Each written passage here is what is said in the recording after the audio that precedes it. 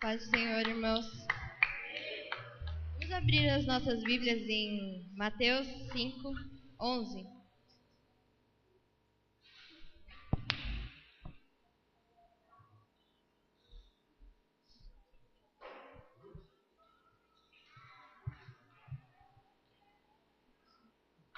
Bem-aventurados serão vocês quando por minha causa os insultarem, os perseguirem e levantarem todo tipo de calúnia contra vocês. Amém?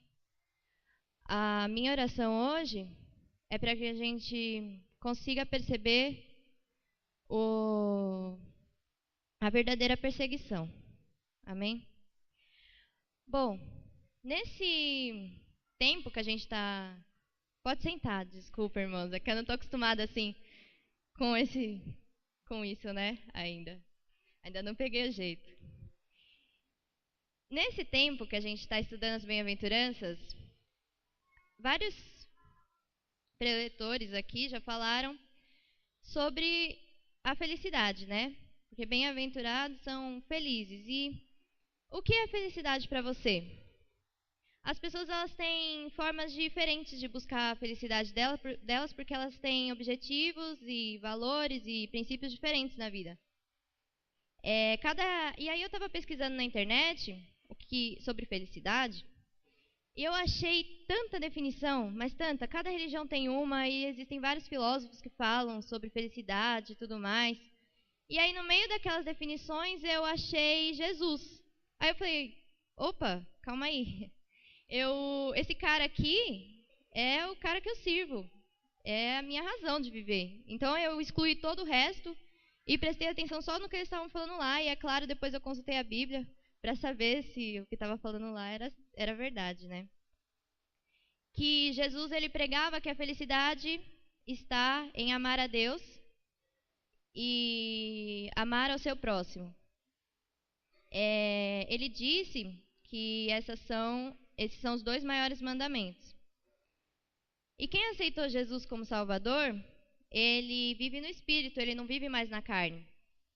Ele já não quer mais as coisas da carne, ele já tem uma nova vida e ele não quer mais viver as coisas da carne porque a carne não agrada a Deus, a carne não se submete à lei. E a felicidade do Espírito, ela está em ser completo e realizado dentro da vontade de Deus. E qual é a vontade de Deus? Nesses dois maiores mandamentos que Jesus disse, amar a Deus acima de todas as coisas, amar ao seu próximo como a ti mesmo. Jesus deixou até um outro mandamento, que é amar ao seu próximo como ele nos amou. E ele disse em Mateus 22, 40, que desses dois mandamentos dependem toda a lei e os profetas. Mas, enfim, voltando ao assunto de perseguição. Na semana passada a gente falou sobre perseguição também, mas a gente falou bem-aventurados perseguidos por causa da justiça. E hoje o foco é por minha causa, por causa de Jesus. E aí eu fiquei pensando, porque na semana passada a gente falou que a gente tem que almejar ser perseguido. Mas o que eu faço para ser perseguido? Como que eu sou perseguido? E eu estava lendo um livro, por esses dias aí, que conta a história do Ezio.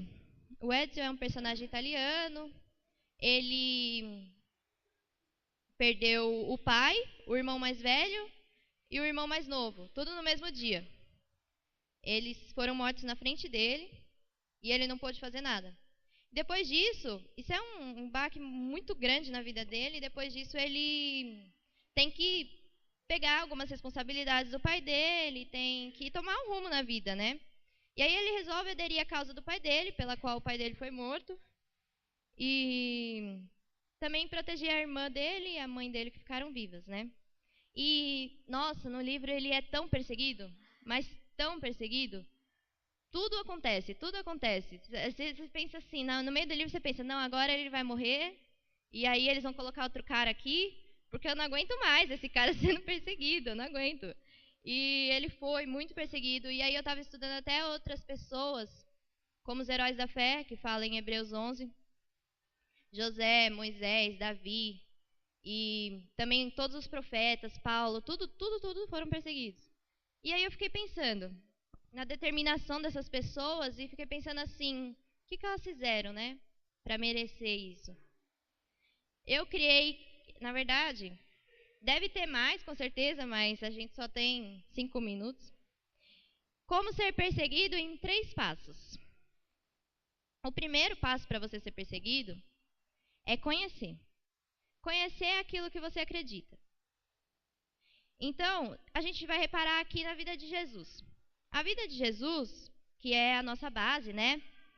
Ele estava passando por uma tentação no deserto, e aí o diabo usou a Bíblia para tentar ele, e ele rebateu com a própria Bíblia. Ele conhecia muito, o suficiente para ele conseguir resistir. Em segundo passo, ser bom no que faz. Usar os seus dons e suas habilidades. No caso aqui, a gente pode usar isso no ministério, o que você foi chamado para fazer, o que você faz bem. Jesus, ele era tão bom no que ele fazia, que ele fazia desde pequeno. Desde pequeno ele já estava lá discutindo, ensinando os mestres da lei. Mestres da lei, que o próprio nome já diz, mestres da lei, eram pessoas muito estudadas. Pessoas que dedicavam sua vida a isso. E Jesus era uma criança. E o terceiro passo é não desistir. Porque quem desiste não precisa do esforço inimigo para ser derrotado. O inimigo ele vence por WO. Para mim, no meu ponto de vista, a pior maneira de você perder uma luta é você nem tentar lutar. Então, assim, a nossa fé e a nossa convicção, ela nos ajudam a continuar lutando. Imagina só se Jesus desistisse em cada luta dele. Se ele desistisse cada vez que ele foi provado, se ele desistisse sem nem tentar. Uma coisa é certa, quem desiste, desiste porque pensa que é fraco. E realmente, nós somos fracos. Por minhas forças, eu já teria desistido rapidinho, mas Deus, ele é forte. Amém? A maior perseguição, ela está em lutar contra a nossa própria carne, as nossas vontades. Porque as vontades carnais, elas não agradam a Deus. E se você não é perseguido por ela, pode ser que você esteja fazendo a vontade dela. Então, assim, o mundo ele é cheio de espíritos maus, espíritos demônios que têm o poder de te seduzir, de tentar fazer você pensar que é mais legal, é mais gostoso, vai te trazer mais prazer fazer as vontades da carne. Mas quando Jesus morreu, ele desarmou o exército das trevas. Então, não há mais condenação para aqueles que estão em Cristo Jesus. Se você está em Cristo Jesus, não há mais condenação para você. O exército das trevas, ele não tem mais poder sobre você.